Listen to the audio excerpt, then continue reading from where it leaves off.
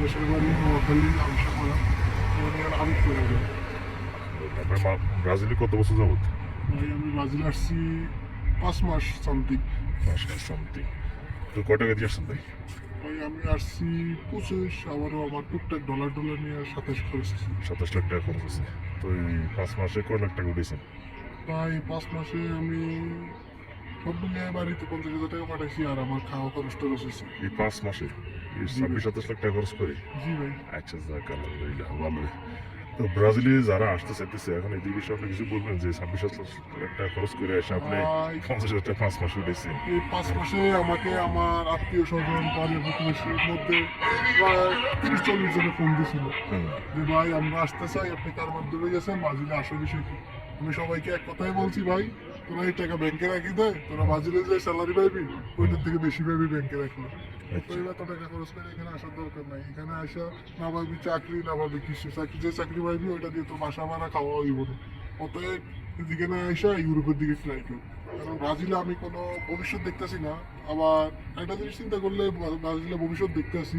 ব্রাজিলের ভবিষ্যৎ হলো কি, আপনি আসলে আগে ভাষা শিখতে হবে। ভাষা শেখার পর আপনি যদি বিজনেস করেন তাহলে কিছু করতে পারবেন, আর যদি চাকরি করেন তাহলে 5 মাস আপনি 10 বছর আর কিছু করতে পারবেন না। অতএব আমার হিসাবে আপনি আমেরিকাতে যাওয়ার জন্য ম্যাক্সিমাম আমাদের এলাকার আমিরপাড়া আমিষাপাড়ার অনেক লোকই আসছে, কিন্তু এখন তো আমেরিকার লাইন বন্ধ, মনে হয় না 3 বছরে ঢুকতে পারবে।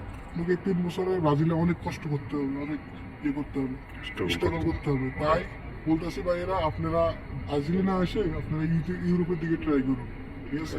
কারণ ব্রাজিলে ভাষা জানা ছাড়া আর ব্রাজিলে ইনভেস্ট করতে হবে। যদি আপনার ইনভেস্ট করার রাস্তা থাকে, বা আপনি 6 মাস 1 বছর নিজের পকেটের টাকা খরচ করে খাইতে পারবেন, নিজের খরচ নিজে জমাইতে পারবেন, বাড়িতে টাকা দেওয়া লাগবে না, পিছুটা থাকবে না, বা লোন কিস্তি নিয়ে আসবেন না, তাহলে আসতে পারে যে আমি 1 বছর আগে অভিজ্ঞতা নিবো, পরে বিজনেস করবো।